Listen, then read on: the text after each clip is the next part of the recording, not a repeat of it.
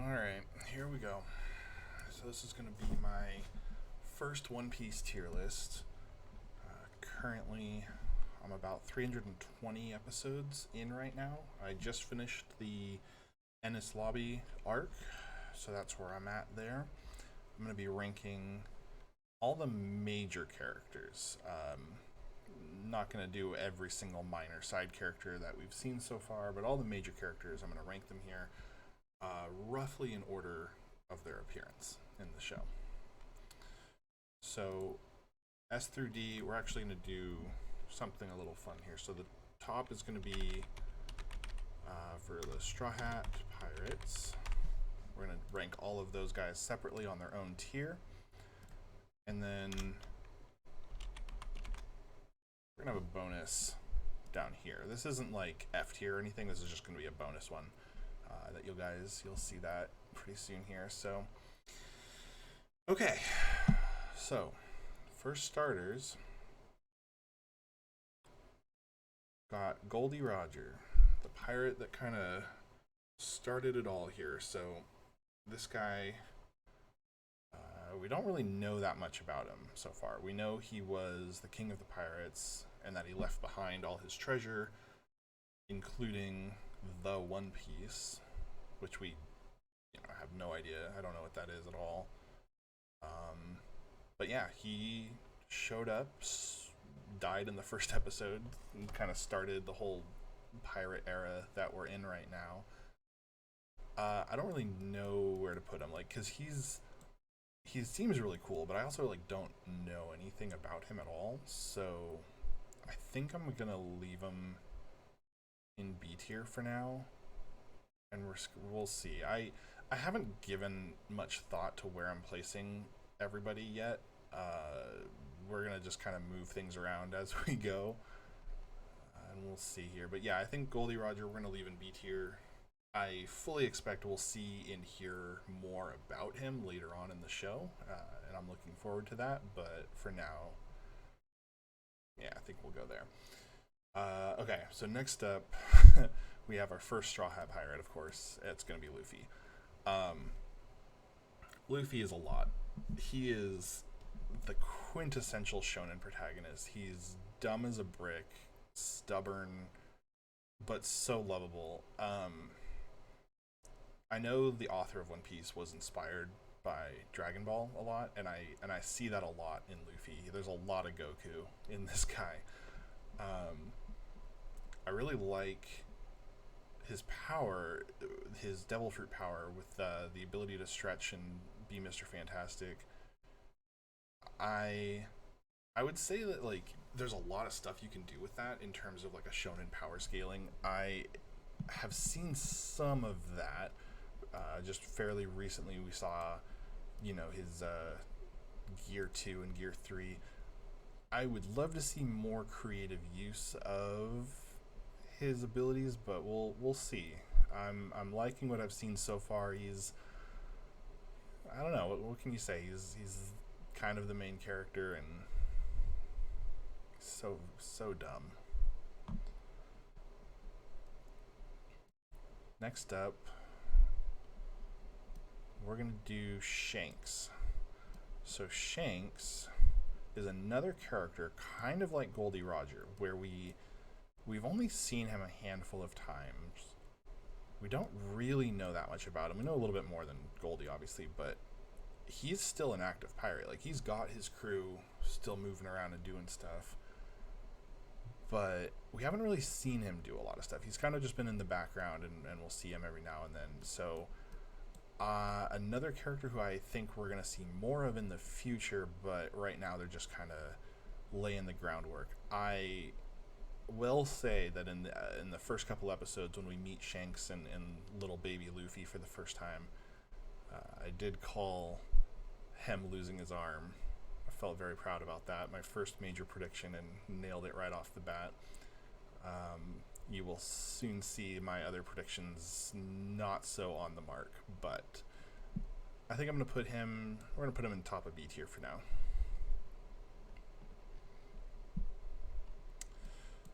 Koby. Koby is interesting. He has one thing really going for him, and that's he's friends with Luffy, seemingly good friends, but he's a Marine to Luffy's pirate. And that's kind of an interesting dynamic. And we'll see what that ends up becoming in the future, but right now, it's Kobe. Like, I'm just going to drop him in C tier. Okay, so then we have the boy, the big boy. We got Zoro. Zoro is one of everyone, I think everyone's like one of their favorite characters. He's kind of like the more traditional, like shonen, just battle anime character in the sense that, you know, he's got the swords, he's got the goal of just, I want to be the strongest swordsman in the world. And man, the three swords bit that he does, holding the third sword in his mouth, it gets me. Like every single time. It's so stupid and it works so well. I also really love this reoccurring gimmick of him just being always getting lost, no matter the situation here. That is never not going to be funny to me. Like that he can't walk in a straight line. He just will get lost in a hallway. It's just so good. A lot of this I'm looking at under the context of the fact that, like, I'm only 300 episodes into a show that has 1,000 episodes, and I see a lot of room for growth with Zoro. We've seen some of that. Obviously, in his goal of the mission of becoming the strongest swordsman, seeing new techniques, new skills. We'll see some of that, hopefully. But yeah, Zoro's amazing. Easily going to be in the top of the Straw Hat Pirates category here. We'll see what happens here. Well, next up, we have another Straw Hat Pirate. We have Nami. This is our big three. This is the first three pirates. I really want to like Nami because she has a lot of cool things going for her, but unfortunately she also has the curse of being a female character in a shonen anime in the 90s. I'm not going to get into like the fan service in this show, but she also is not as much of a fighter as Zoro or Luffy is, and that's fine. She doesn't have to be. She's got all these other things going for her. She's the ship's navigator, which is huge. She's also a bit of a thief. We see her using like pickpocket and sleight of hand skills fairly frequently throughout the show, and that's really cool to see. Her running gag with being obsessed with money is pretty funny. We're just gonna leave it there. I think I'm gonna put Nami. Do I like Nami more than Luffy? Kind of. Feels weird putting Luffy at the bottom so far, but I think I'm gonna leave it like that for now. We'll see. I might move her up. We'll see how things go. Who's next? Oh, yes. Okay, we have Buggy the Pirate. So, I didn't like Buggy when I first saw him because he was very quickly we saw him turn into kind of the shrunken down version of himself, when I think his chest or something, like he separates his body parts and all that, and I think his chest or legs, I don't know what happened, I don't remember, but he became this little like gnomish midget pirate, and it was just too goofy for me. I was like, oh, this guy is kind of lame, I don't know. And since then, I've seen in like some of the OPs and stuff, like you'll see a quick picture, a flash of Buggy where he's like, you know, as an actual pirate, and I'm like, oh wait, I actually really like that design. That looks really cool. This guy's got some potential to be maybe a really cool character. I'm gonna put him in, he's gonna be our first A here. I think Buggy's got some really cool potential. We're gonna see what happens in the future. We haven't really seen much of him outside of that first arc, but we're gonna see more of Buggy. I bet. I think we're gonna see more of him. Okay. This one's rough. So, next up, we have our fourth Straw Hat Pirate, and that's going to be Usopp.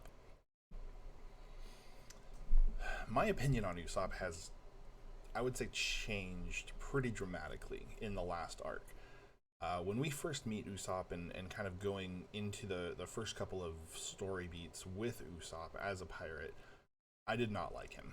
I found him obnoxious. He just kind of was like the coward who cried and made a big fuss about everything and didn't really feel like he was contributing much. And I was like, oh god, okay, like it just didn't flow with me very well.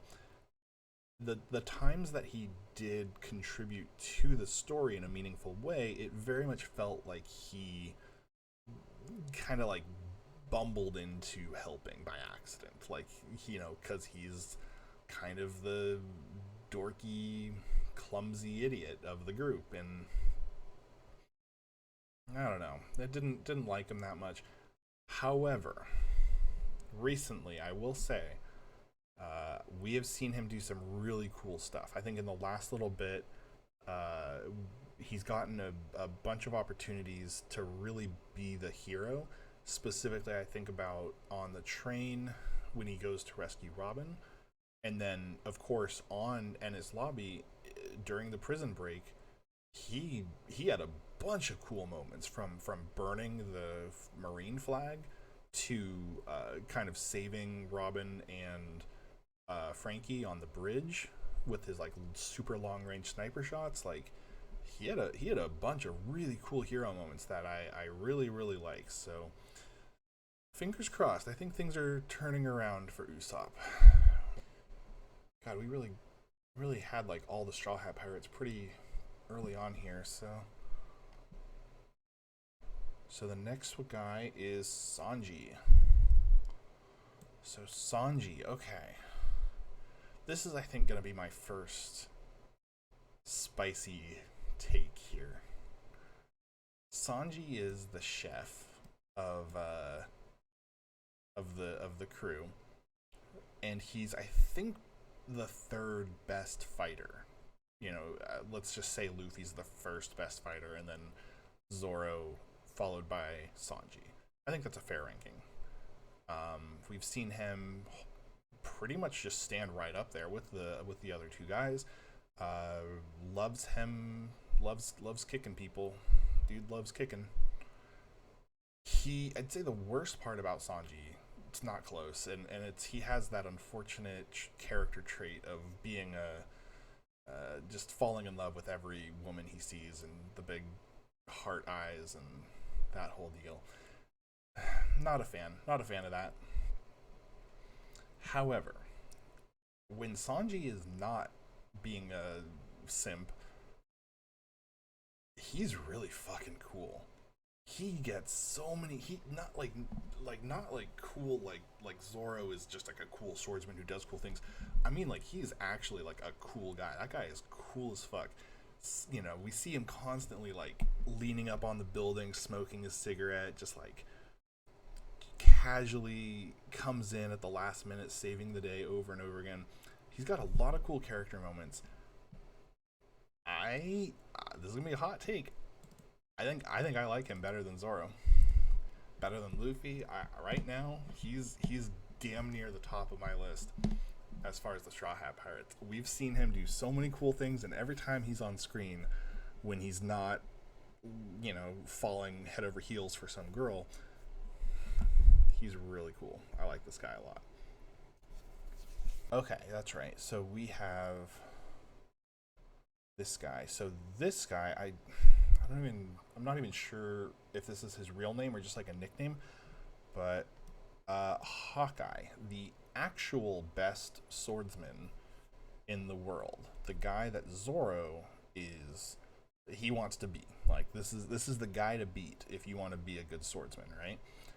We saw him really just in one scene, and that's when Zoro challenges him and gets his ass kicked.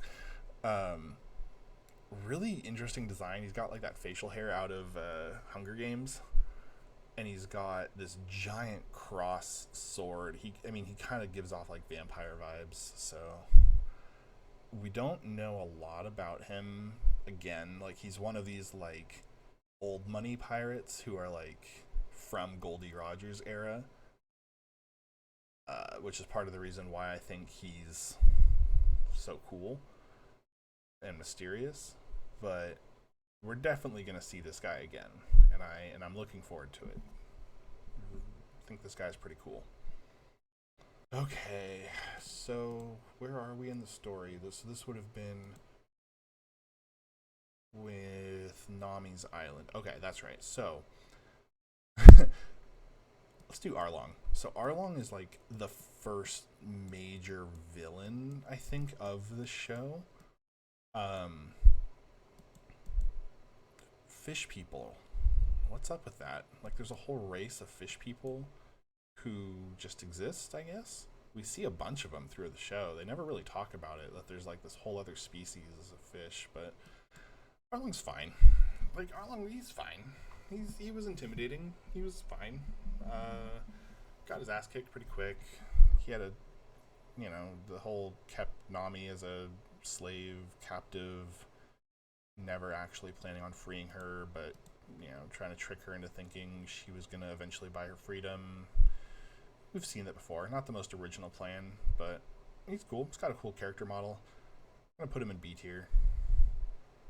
I don't know if we're going to see him again. Probably not. It's whatever.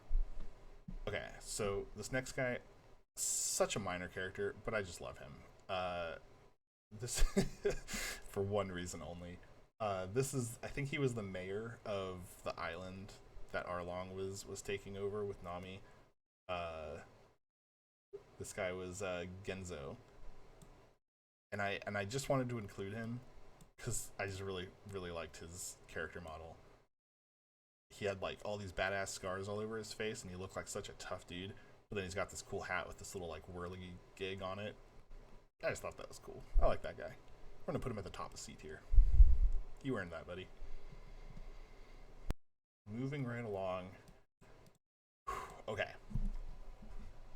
This next one.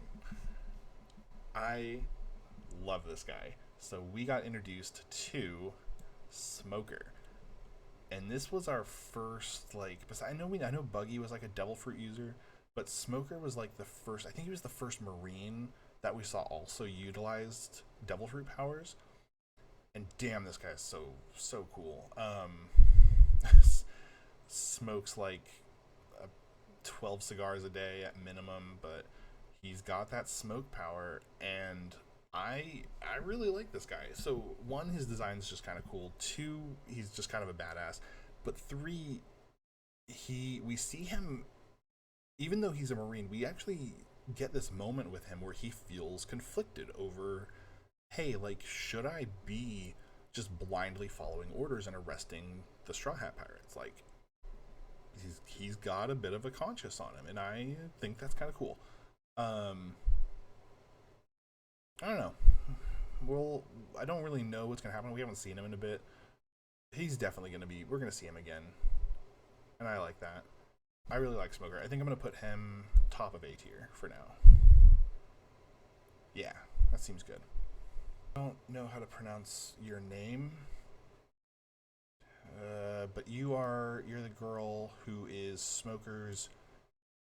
I don't want to... like, assistant, I guess. Like, she's in the Marines as well. Yeah, she seems cool. So she is a swordsman in her own right. She gets into a couple things with Zoro, has a cool character moment with him. We'll probably see her again with Smoker at some point. I don't think she's gonna go in A tier. Let's do that. I think that's fine. We'll see what she does. I expect she'll probably be doing cool things in the future, but for now, that's fine, I think. Okay, so now we have, I think, one of our first major, like, side characters that we ran into, and that was Vivi. So Vivi is the princess of Alabaster. Alabaster? How do I pronounce that?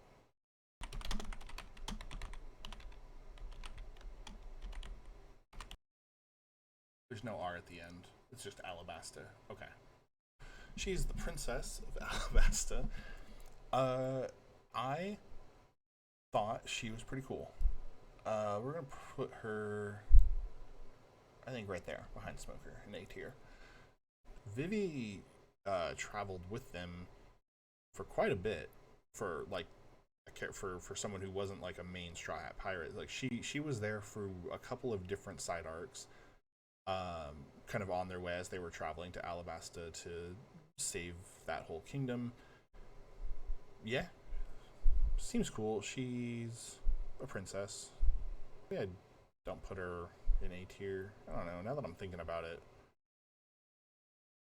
I feel like I wanted to put her in A tier because she had like a cool ending to her arc where she almost joined the crew but then decided to stay.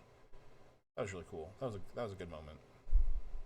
I'll leave her in A tier for now. That's fine. I might change it later, but for now that's fine. All right. So now we're gonna have our first bonus character. This is basically for Albany. So our first bonus character here. I'm gonna mispronounce it. I think it's Karyu. And that's that was Vivi's little chocobo duckling. This is gonna be our bonus animal companions. Because there's a lot of them. Yeah. Karyu, I think that's how you say it. He was cool. He relevant to the plot. He helped Chopper early on in the Alabasta arc. Helped transport the crew across the desert. One would say a crucial part of that little part of the story there. Couldn't have done it without you. And following up one animal companion, we're going to go to another. And that is when the Straw Hat Pirates are going up Reverse Mountain on their way to the Grand Line for the first time. And one of the first people they meet is a whale. This poor whale. Dude, this whale had such a sad story. Like, it was like belonged to this other crew of pirates who just ditched it and was like, oh yeah, just wait here for us, buddy, we'll totally come back for you, and then didn't. And then this poor whale was just like sad. Why what was the reason for that? Why do that? We'll put him down here. He's got a buddy now. We'll put him there for now. So next up we have one of the minor antagonists, and that's Mr. 3. This is the wax guy. Kind of a cool power, I guess. We saw him do some cool stuff with it. I don't know. This guy was kind of an idiot. He had some cool powers. He made like the whole like that wax tower where he trapped what was it, Zoro and Nami and Vivi in wax. That was kind of cool. Dude's a idiot, but whatever. Bottom of C tier. I think that's fine. Oh yeah, so on the same island we had the giants. What were their names? Roggy and Dory. I don't know which one's which. They were cool. We spent a lot of time with them, actually. We had like this whole sub arc spending time with them, kind of learning about their whole deal, how they fight each other all the time. Yeah, cool guys. I think I'm gonna put them in C tier, top of C tier. If I was gauging this based on how relevant they are to the plot, they'd certainly be higher than Genzo. This is my tier list. I like Genzo better. Dude was just cool. It's a good example of how a strong character design can really carry you. Yeah, I think that's fine. Okay, next up, we have, what was this, Drum Island? Yeah. Drum Island. So this is one of the first islands that they come to in the Grand Line, and of course, it's the Snow Island. One of the first people we meet is this guy, Wapple. This guy sucks. This guy just sucks, dude. Like, not just like he's a bad guy, but like he just sucks as a character. He's just like two dimensional. Haha, I am evil. I'm a bad guy. I don't know. He's just dumb. Bottom of C tier. Dude sucks.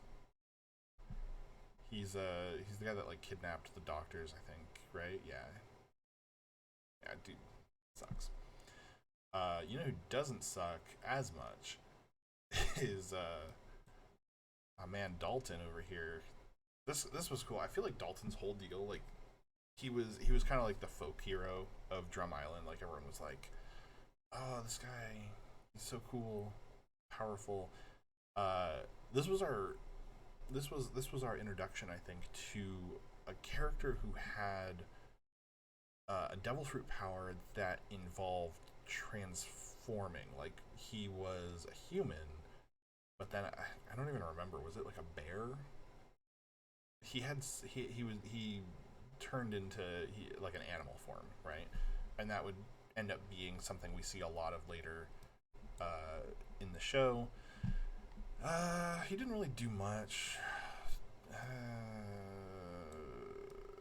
Yeah, I think that's fine. I'm so bad with these names. I like barely remember who these people are called.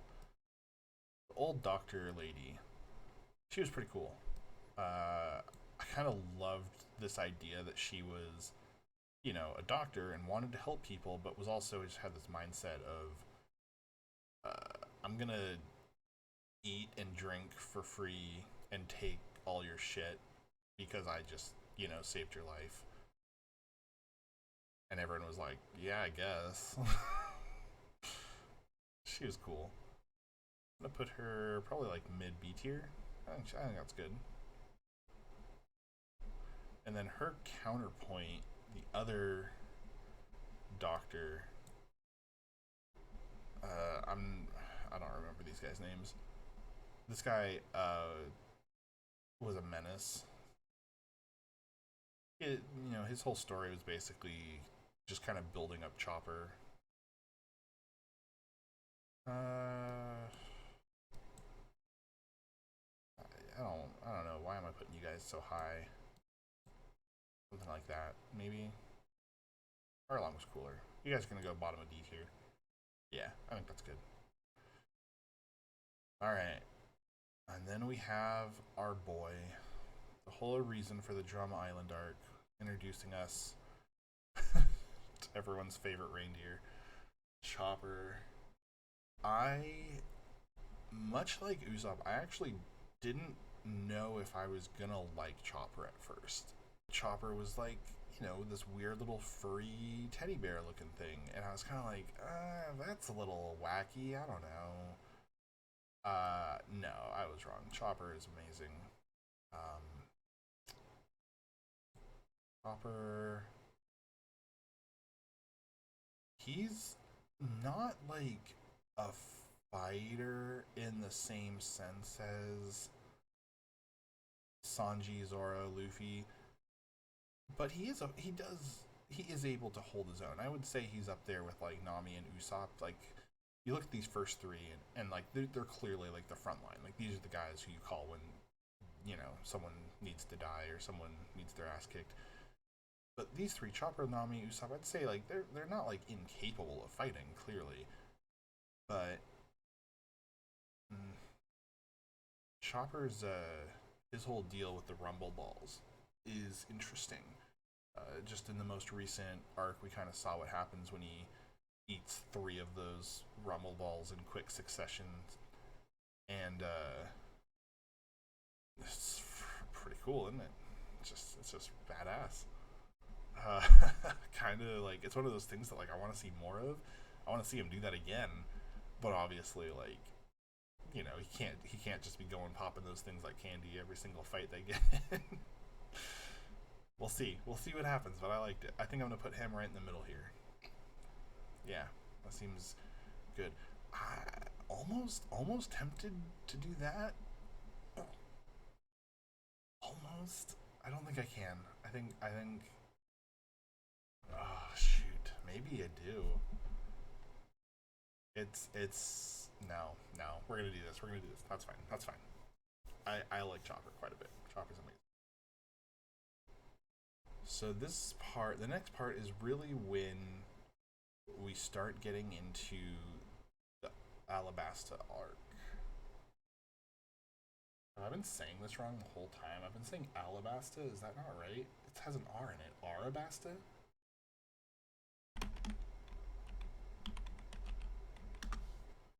Wait, this guy says it with an L. Alabasta. So that's right? Okay. It is time for another Straw Hat Pirate. Because around this time, we are introduced proper to Nico Robin. So, what's up with Robin? So, we meet her. She's working for the bad guy. She's pretty quick to join the crew. So her whole deal, right? She's an archaeologist, and she's trying to find and read these specific like stone ruins that are spread out through the world, which I guess have instructions on how to build a giant super weapon that's going to blow up the whole planet. I don't know. Well, we're definitely going to see more of that, and she's interesting because I think she is important to the overarching story as a whole. Like, you know, looking beyond individual arcs, I think we're going to start to see more of these runes that she's looking for come into play more and more and more. We've already seen little bits of that and hints of what's to come, and yeah, I think we're just going to see more of that. Her, her devil fruit power, I did not like at first. I did not like that. I was like, nope, that's weird. That's a little creepy. I'm not into it. Didn't like it. Yeah, I think I've changed my mind on that. I think the more I've seen her use her ability, I think it's grown on me, and I'm kind of into it now. There have been multiple times where Robin is like the only one with a brain cell on the whole crew, and she just is like the only competent adult, and really carries, uh, gets them out of bad situations. This might be spicy. I think she's better. I like her better than Chopper. I definitely like her better than Luffy.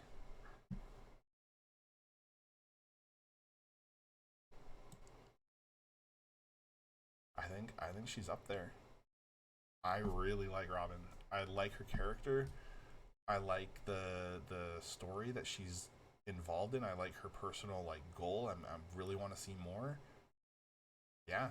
No, I think Robin easily is up there for me. Yeah. Okay. As we get further into Alabaster, who's next? Okay, we have the King of Alabaster, Cobra. Is that it? Yeah. So Cobra is he seems like a genuinely good leader. He was obviously framed for the magic rain dust situation, kind of sparked the whole rebellion in the first place due to a really dumb misunderstanding. But the guy, I think, as far as kings go, pretty good king. We see him. He's got a couple cool moments. I think he'll be probably near the top of B tier. I think something like that seems about right. It's Vivi's father, obviously. He's the king. She's the princess. Did he die? No, he didn't die. No. Yeah, I think near the top of B tier is a good spot for him. He was cool. Okay, we got to do this guy. God damn it. I'm like realizing the more I do this tier list, I realize that I actually don't know anyone's name. I just call this guy the Swan guy, and I don't like this guy. Um, he's obviously had like a couple of cool like moments. Like he was important to some of the plot moments early on. Uh, kind of an OP devil fruit power, the ability to turn like he's got the transformations, you know, that whole deal. I just don't like this guy. I find him so annoying, really obnoxious. I don't like his design. He's better than these two. I think that's good. Yeah, I don't know. I I wouldn't be sad if we never see him again. Um, it's hard to gauge. Like a lot of these characters, I don't know how many of these guys are just like one and done. Like, oh, they served their their purpose for the plot, and we're never gonna see him again, or who's gonna come back. Hard to say. I don't know. All right, next we got Crocodile. Crocodile's an A tier character for sure. I liked Crocodile. I thought this guy was hella cool. When we meet him, he's kind of like the first villain who doesn't like he talks a big game. Like he the way he acts, the way he talks, gives you the impression that he's like a badass, and you believe it. Like Arlong wanted to be a badass, right? Crocodile is a badass. you know, I I liked it. I liked his whole thing. His first fight with Luffy, where he just like completely shits on Luffy, and I think it's like the first time we see Luffy really lose a fight is with Crocodile.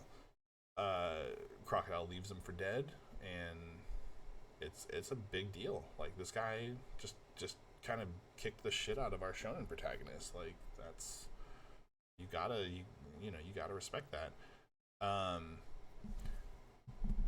I think Crocodile is gonna go right here, right behind Smoker. Yeah, I think that's good. I hope we see him again.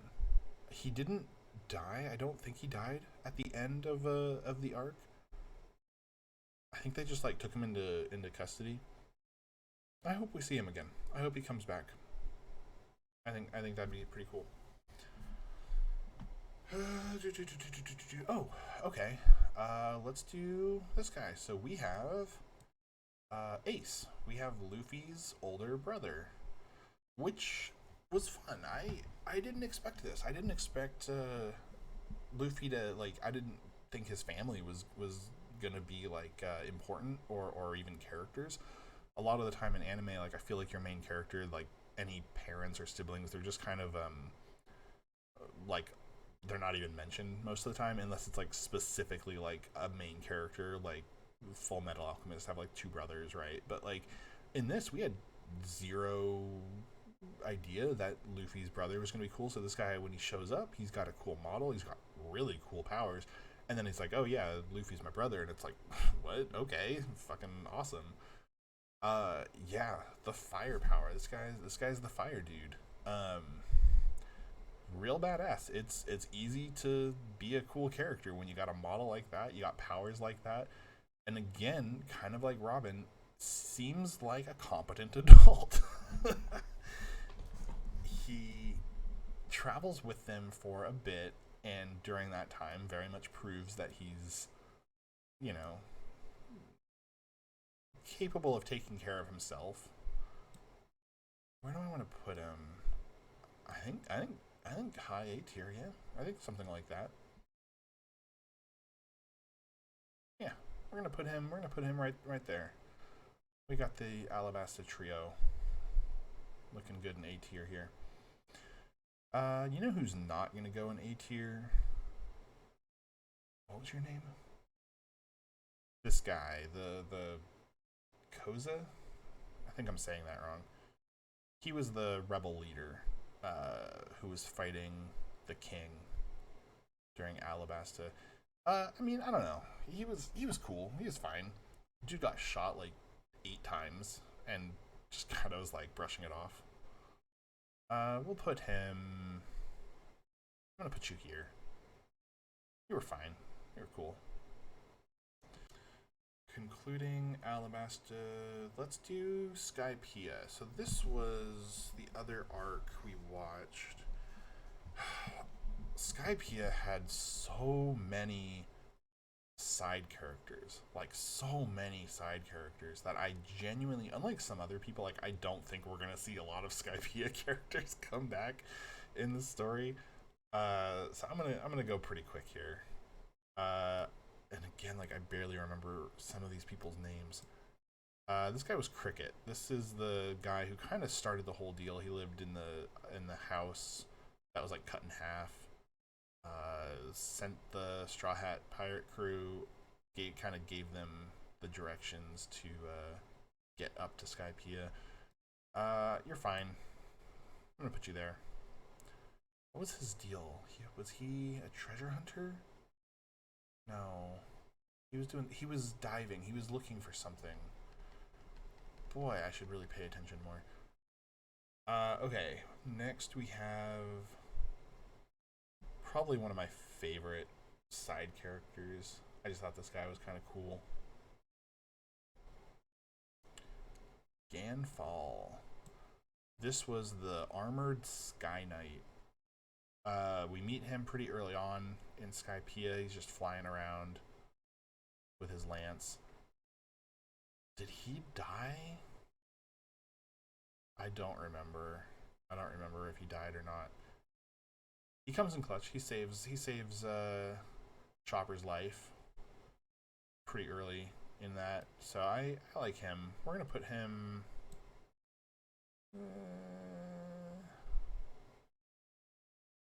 We're gonna put him here. Why did I put the king so high in B tier? I'm gonna readjust. The king goes there. Yeah. I think this is better. Yeah, that's better. Alright. It's been a little lonely down here in the animal companion tier. Let's fix that. Because the Sky Knight wasn't flying around by himself. He had Pierre, his winged horse friend.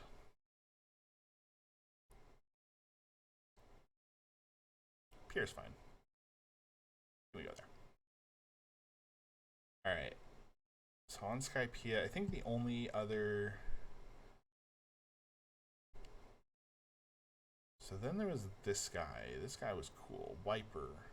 Wiper was the main guy who was fighting the villain in this arc. What was Wiper's deal? He was fighting the bad guy. God, I don't remember. So Wiper took like what, 3 or 4 lightning bolts to the face. And then he also was like using the impact dial to he was just getting messed up left and right. Dude walked it off, no big deal. Does he go in A tier? I don't know. Probably not. I'm gonna put him, I think, at the top of B tier. But more than Shanks?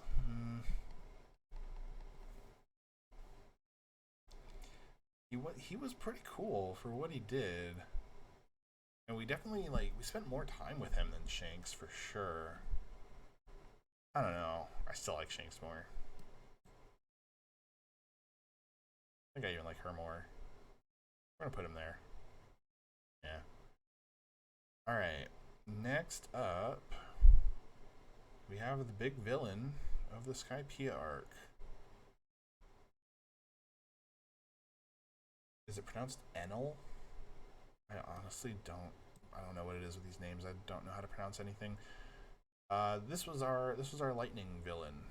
He had the lightning devil fruit, which was so busted. Like, beside, like, not only did this guy have lightning powers and could shoot lightning bolts, but he had like all these other things. Like he could use, like, tap into like radio frequencies and like sense people's locations. Oh, and he was our third antagonist behind Crocodile and Smoker, whose devil fruit power allowed them to, like, you know, become incorporeal and reassemble themselves. Just kind of an interesting pattern for Luffy to fight. You know, they can, a punch would just go right through them, and they can just like reassemble themselves with smoke, sand, and lightning, respectively. So, just kind of interesting. Um, Dude's an idiot though. Like, cool powers, but kind of wasted on this guy. I don't want to put him that high. I barely want to put him in A tier. I'm gonna say bottom of A tier. Yeah, I think that's fine.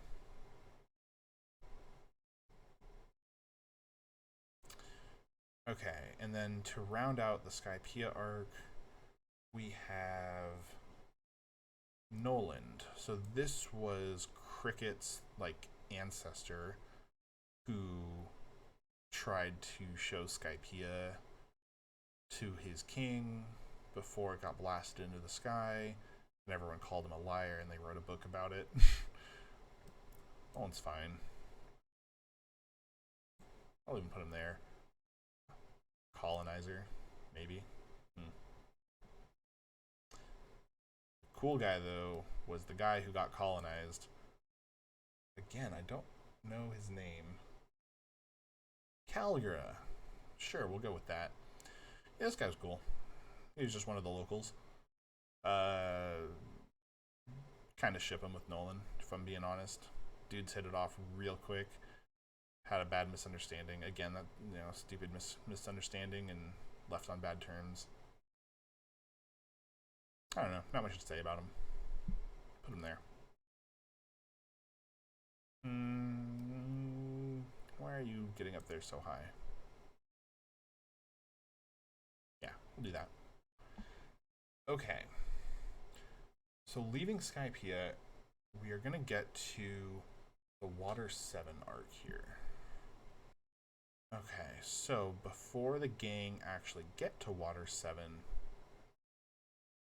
they meet this guy. Kuzan, I think we're going to say. And this is another high up Marine with some pretty powerful Devil Fruit powers. I have mixed feelings on this guy. So he's I think he's pretty high up in the Marines in terms of his rank. He's obviously very powerful, and on multiple occasions, both with the crew directly and in flashbacks with other characters, we have seen him show extreme leniency and mercy to someone who the Marines as a whole and the world government probably would have preferred that he apprehended. So he's a bit of an enigma, because obviously he's kind of that character who's like, I'm not gonna like hesitate to kill you, but also I have like kind of my own reasons for keeping you alive, and we don't really know what those reasons are yet, or they're not like properly explained. I don't know. This is a character we're definitely gonna see more of this guy. I think. I think we're gonna put him there, around mid A tier. I think he's really cool. I like the ice powers he has. Yeah, we'll see what this guy does in the future. I have a feeling he's gonna be bad news for our main characters pretty soon, but we'll see. We'll see what happens. All right, where are we here? So As the crew get into Water 7, they meet these three. Yeah. We're going to start with the old lady who runs the train station. So she is. What can I say about her?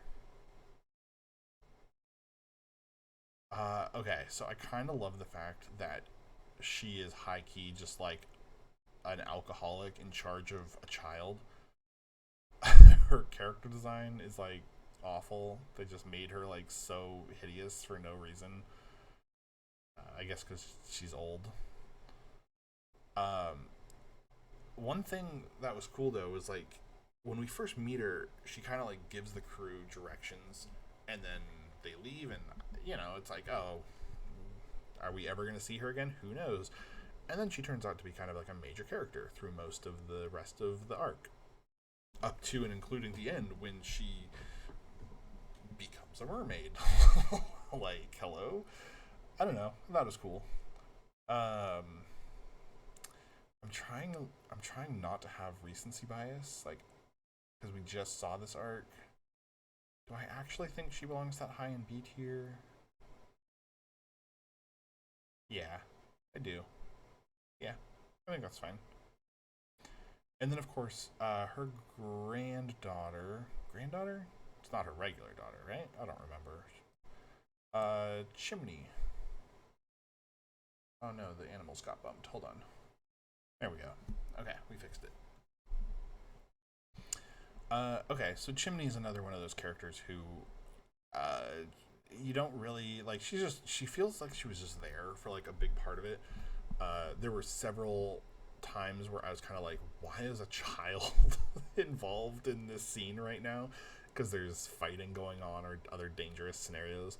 But she seems like she's having a good time with it. On multiple occasions, she actually like helped the crew in an important way. Like again, just like taking a seemingly random side character, and they actually have like an important plot beat to do, and that was cool.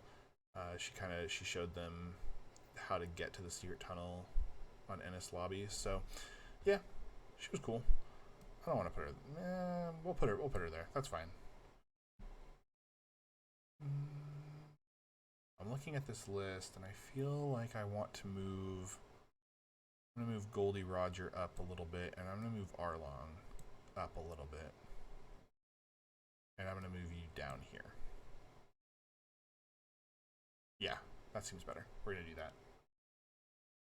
Okay, so next up, we got some more animal companions here, boys, including Chimney's little friendly. What was it? What was it? The Happy Tree Friends. That's what it was. That's what this bunny reminds me of. Looks like it was something out of Happy Tree Friends. We're gonna put him there. And then, not one but two, we have Yokozuna. No, that's not right. I don't remember the frog's name, but the frog is amazing. Frog's gonna go at the top of animal companions.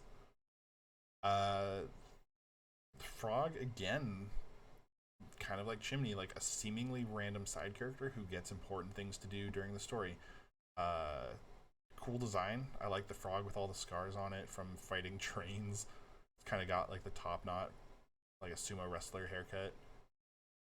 Yeah, it's a good frog.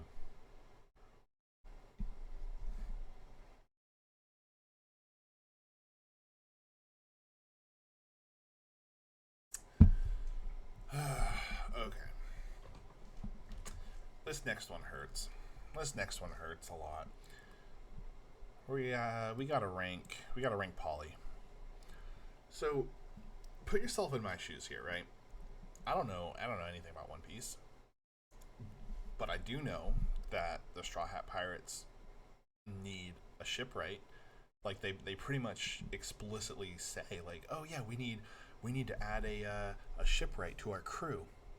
And I'm here. I'm like, okay, I've seen a bunch of crew members get added over all these episodes so far. Like, and now we're getting another one. We're getting another Straw Hat Pirate. Okay, that's exciting. Like, that's awesome. And it's someone who's gonna be like a repair person who's gonna be able to fix the ship. And I'm like, oh, sick. Okay. Can't wait. Let's see how it goes. They're on their way to this island, Water 7, and it's supposed to be like home of all these legendary shipwrights who are the best at what they do. Awesome. Let's see who we got. Who are our candidates for new Straw Hat Pirate? So we meet Polly. We meet like these four pirates, right? Or we meet like these four shipwrights, and Polly's one of them. And I'm looking at all these guys, and I'm kind of like, okay. Here's a bunch of shipwrights. Who's it gonna be? Who's gonna be the new Straw Hat Pirate? And we get to Polly, and this guy is fucking cool, man. He's got his goggles. He's got his cigar. He's got like these cool rope powers. I don't think they're devil fruit powers. I think he just is really good with like handling rope, and he's got tons of rope up his sleeve. I loved Polly. I thought Polly was hella cool. And as we're watching this arc progress, I'm like, okay, they need a shipwright on their crew. Polly had several moments, like especially like in the mansion, like he had like several character moments with individual members of the Straw Hat Pirates where they get like a cool little interaction one-on-one. Seems to get along with everybody, and I was like, okay. And then the mayor gives Polly like a specific thing. He's like, oh, Polly, you're the only one I can trust. Like, you're gonna be the guy that like I have to entrust with this very specific mission. And he gives him like the blueprints to the secret weapon, right? And that was like the moment I was like, it's gonna be Polly. Polly's like gonna be the new Straw Hat Pirate, and I was so excited. I was like, oh yeah, dude, I love Polly. Like, he's so cool.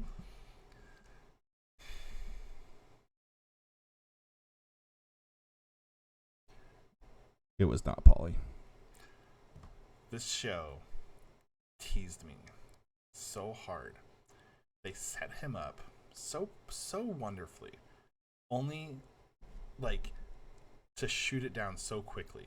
Because you go through the whole Water 7 arc, and Polly's like a major character. Like, he's every episode he's doing something. And then as soon as they get on the train to go chase down Robin and the CP9 crew, Polly falls off. Like, he just doesn't do shit. And like 10, 20, 30 episodes go by, and I'm sitting there and I'm like, yo, where's Polly at? What's happening? What's he doing right now? Why isn't he helping, get Robin? He's supposed to be the new Straw Hat. I wanted it so bad. Wasn't meant to be. So where are we putting Polly? Where are we putting Polly here? I'm putting him in A tier. I don't care what anyone else says. Polly's A tier. I like him better than Buggy. I like him right there. Yep.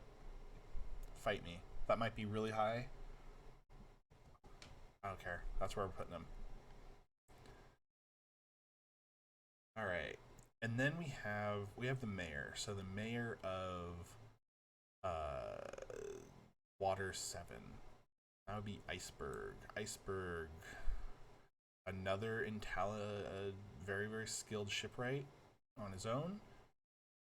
Where are we putting Iceberg? He was important to the plot. He had several moments where he got to do cool stuff. I can't say I really care about him that much.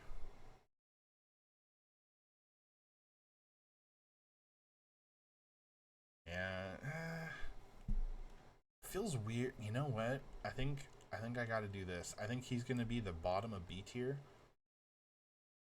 and I hate to do it, but I think I'm gonna drop our two pirates, or our two doctors. I think I'm gonna knock them down to C tier, top of C tier. Yeah, and we'll leave Iceberg at the end of B tier. Yeah. All right, and then let's get into the rest of the shipwrights because I actually some of them are really cool, some of them not so much. And on that not so much scale, God, and again, some of these names I like barely remember. We got this guy. This guy was one of the shipwrights, and honestly, the only thing I remember about him is he just had this like hair spike constantly sticking up, and whenever he pushes it down, the hair spike just like spawns somewhere else on his mustache, on a different part of his head. I don't know. I don't really care about this guy. C tier for sure. Cooler than you. Cooler than you guys. I think there. I think that's a good spot for him. And then joining him in C tier is going to be another of the shipwrights. This dude, he was like the big buff guy with the beard. His name is Tilestone, which is actually the coolest part of him. Is his name Tilestone is just a cool name for like a big rock, like a big buff guy. Yeah, we're gonna put him. We're gonna put him here, right next. Okay, so then we get into some of the first CP9 members that we meet. Starting with this guy. I gotta fix the tier list again. Alright. So this guy was... I wasn't sure if they were gonna like do a thing where he was like, oh, he's related to Usopp somehow because of his nose, or if they were just like never gonna draw attention to it. And sure enough, they went with the just not gonna draw attention to it. Fine. I actually really like this guy. I thought this guy was cool. We see him early on as one of the shipwrights along with Polly. And he was one of the guys who initially I was like, okay, he could potentially be one of the people who they might look to be a shipwright for their crew. I kind of was like, it's probably not going to be this guy because they can't have two people with long noses, right? Surely that's not going to happen. I'm gonna put you a B tier.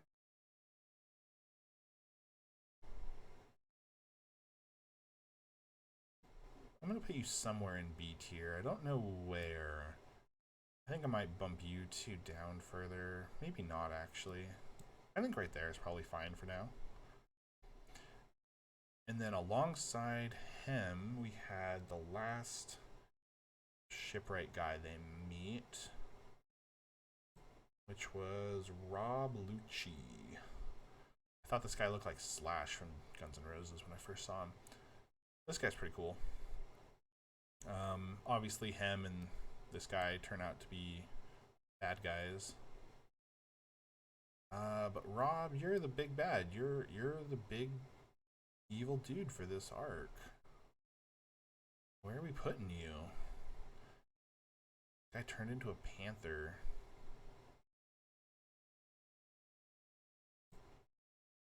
I'm gonna put you right there. Yeah. I think that's good.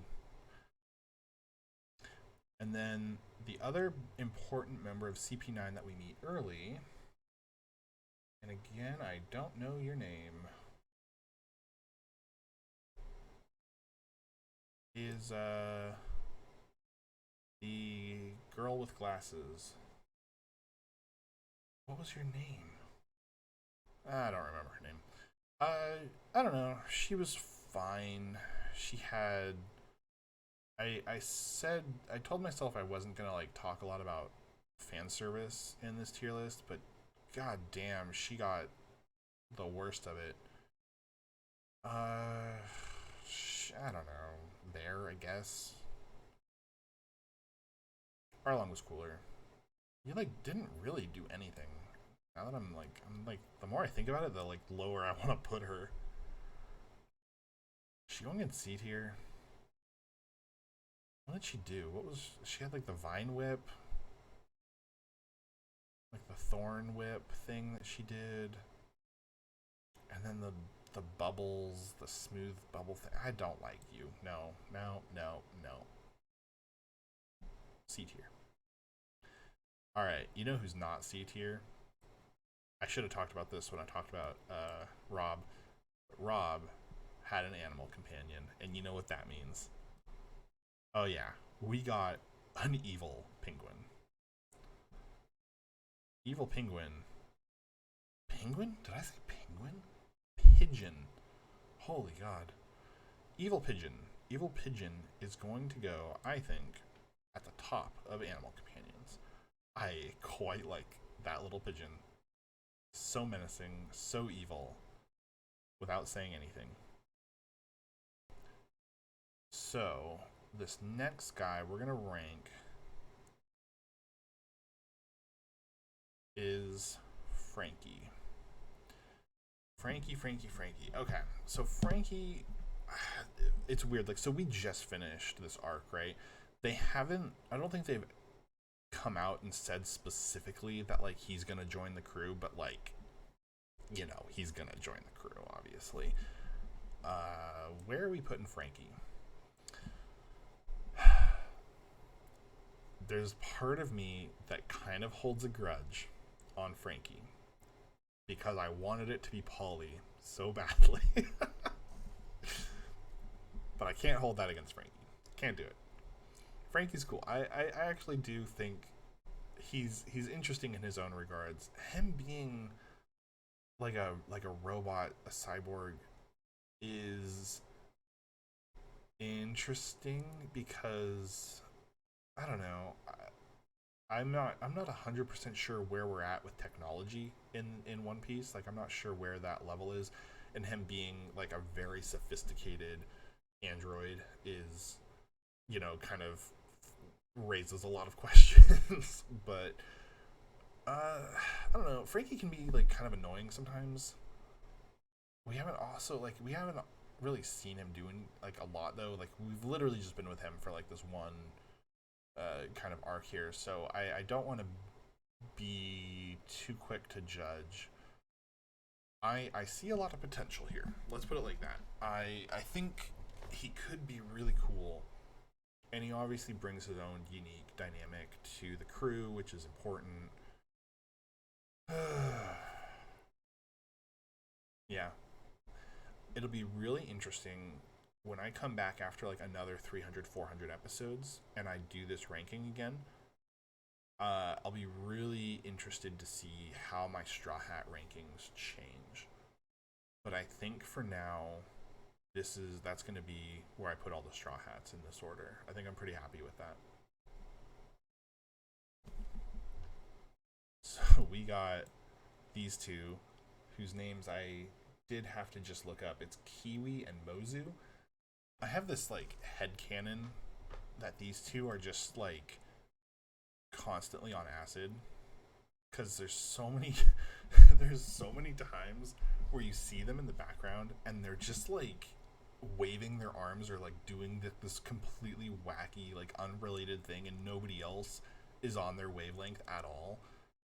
And I just like to imagine that they're just constantly just on acid. They did have a cool moment when they were attacking the prison. The two of them like got to go and like help lower the drawbridge. So they got to do some cool stuff. Did we talk about Tom? Oh, I think I forgot Tom. Hold on. Okay, let's do Tom now. So Tom, this guy's cool. I again, like, One Piece does like it does like a really good job of like taking this character who you'd never think of, and then they were like, oh, not only is this character important, but we're gonna make you care about this character in a very short amount of time. And Tom was like one of those characters. His whole claim to fame. So this was like the guy who made Goldie Roger's ship. So already I'm like, oh, okay, so you're like important. Like, you're the dude who made the ship that Goldie Roger, the best pirate in the world, sailed around on. Like, that's cool. Like, okay, that's pretty awesome. Tom. Let's see. Obviously, I like Tom was kind of like the father figure to both Frankie and Iceberg. Where are we putting Tom? I think is that too high. Near B tier. I don't think so. Maybe here.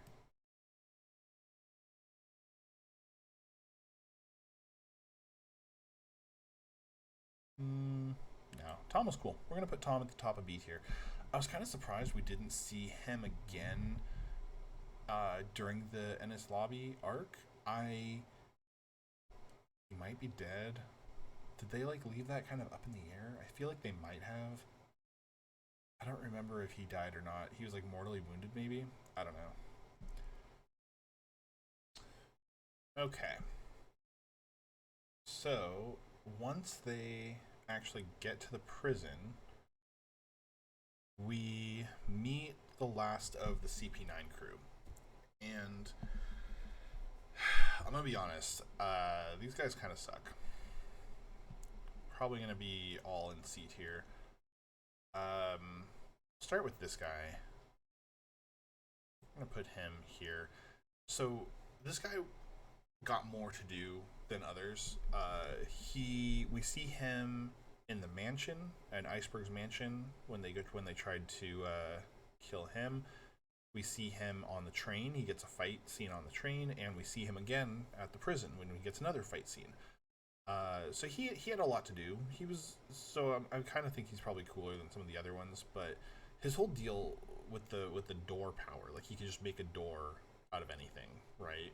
And it sounds really dumb, and it is, but the more I saw it, the more I kind of thought I was like, okay, we see some cool stuff. You don't just go through a solid wall. Like you can also like make a door through thin air and effectively kind of teleport. And, okay, that's kind of cool. You can do a lot of stuff with that. Mildly horrifying when he turns Luffy's face into a door, and I don't need to see that again. Yeah, top of C tier. He's fine. Along with him, we have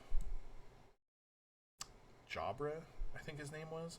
The wolf guy. I don't know. Wait, what do you want me to say? Like, this guy is whatever. Kind of whatever. I didn't talk about this a lot with when I got to this guy, the long nose shipwright. But these two have an extended scene together as his wolf version and this guy's giraffe version. I wanted to mention this guy. When we first meet him, he seems like a very competent person, a very competent character. We're introduced to him as a distinguished shipwright, and even though I know he ends up turning into a bad guy, he does, once you learn he's a bad guy, he does kind of seem intimidating. He's shown to be a very capable fighter in like the mansion scenes, and yet when we get to the prison and he eats the devil fruit power and he turns into a giraffe, I feel like every scene with him from that point on was just kind of a joke, kind of, and I feel kind of bad because like this guy started out really cool, and then just ended up, I don't know, getting reduced to just kind of a dumb giraffe joke. I don't know. This guy Jaffra, Wolf, dude. I don't know. What do you want me to say? I liked him though better than I liked this next guy. The other CP9 guy. I did not like this guy.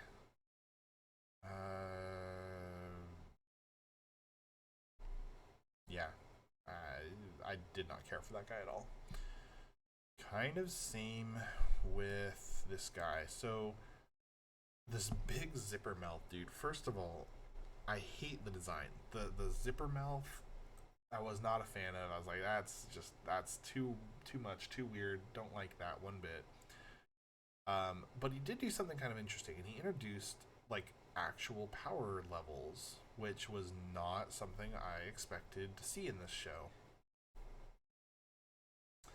He was able to give each member of CP9 a very specific numerical value of their power level, and we were able to rank them, and that's a little interesting. I kind of hope we don't see more of that, actually, because I liked what we had previously, where you just kind of you can infer who's stronger than who's based on their actions and other things. So having an actual like power level scale, I hope we don't see that too much.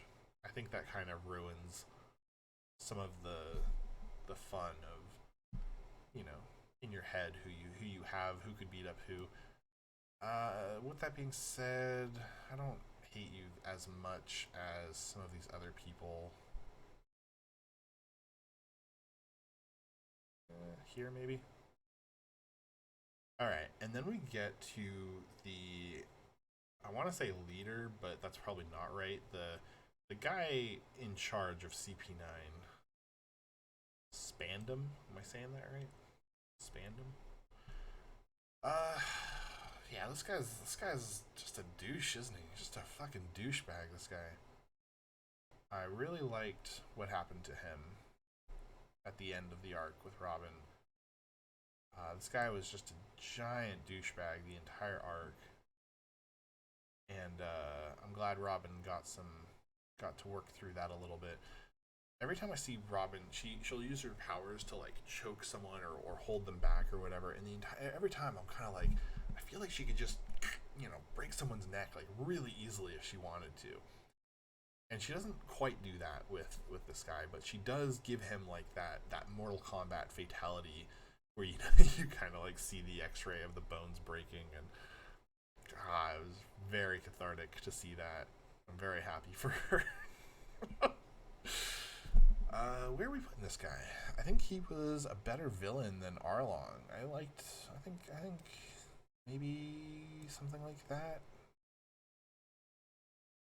I don't think I want to put you that high. I'm gonna put you there.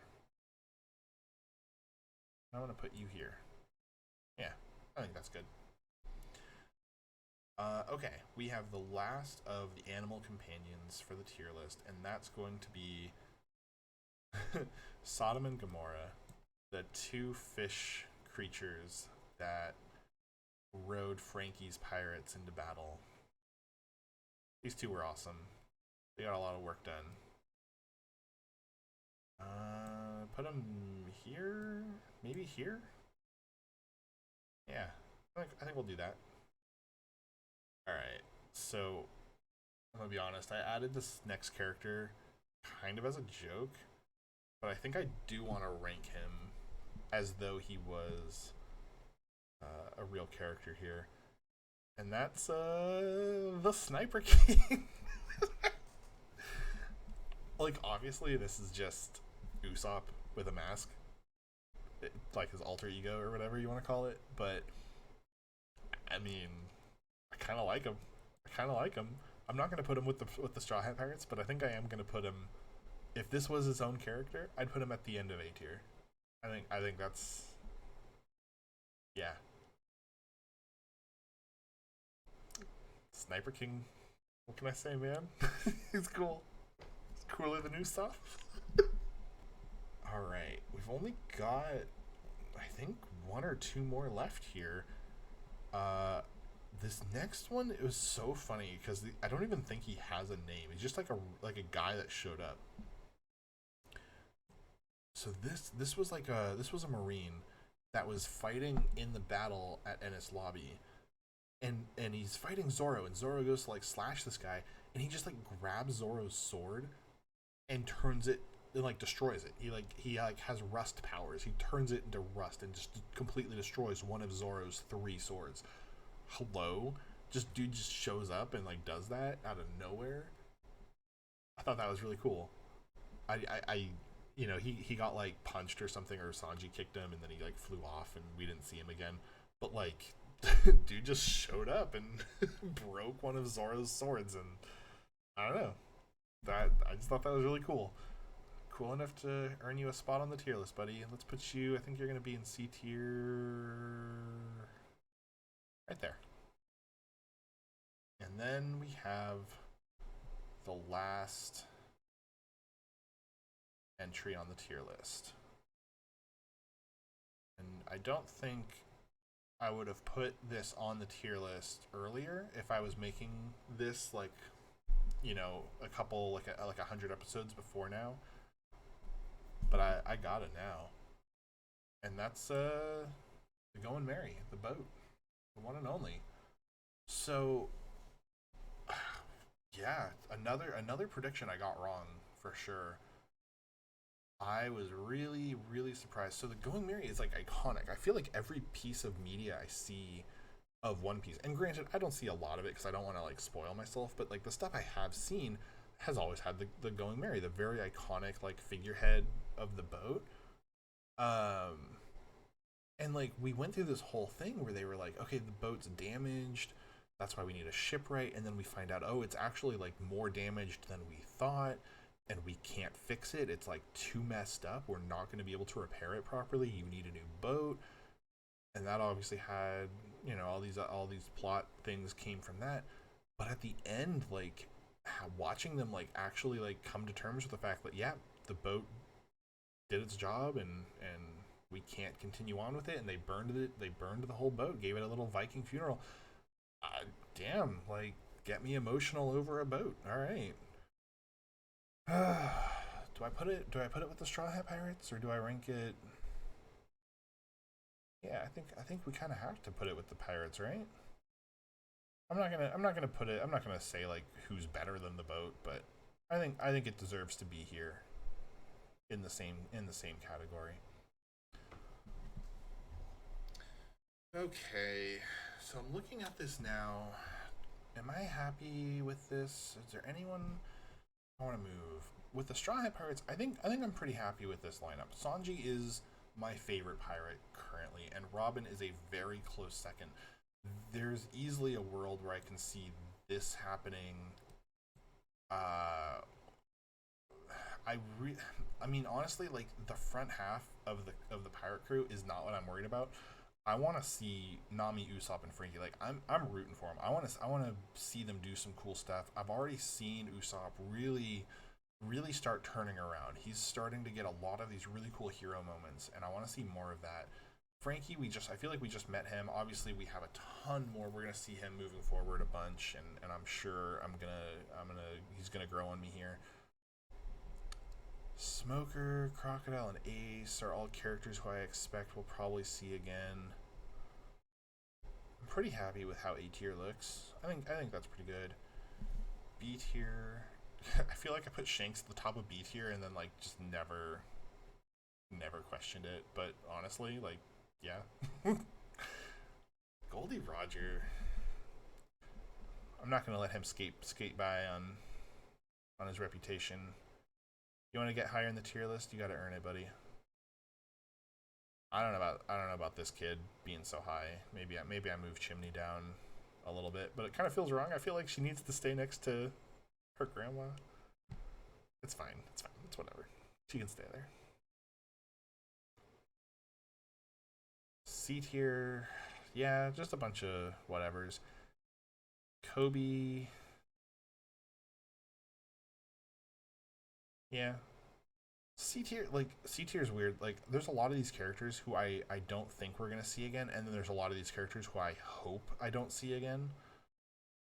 Like some of the shipwrights, I'm like, I'm probably not gonna see like you guys. If you ever like show up again, it's probably just gonna be because like the crew happens to come back to this island and you're just like in the background. I don't think you're ever gonna be like main characters again.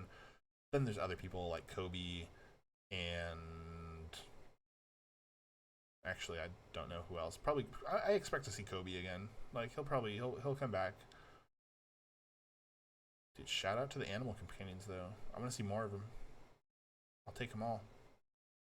So yeah, I think that's where I'm gonna leave it. That's my tier list right now with the characters that I like and don't like, and it's gonna be really the point of me doing this is I want to come back, like I said in another 300 400 episodes, and do this again, and I want to see with all the new characters who we're gonna meet, and then seeing all the characters here who I got to see more of, and see what the difference is. See how I rescale everything when I get about halfway through the show.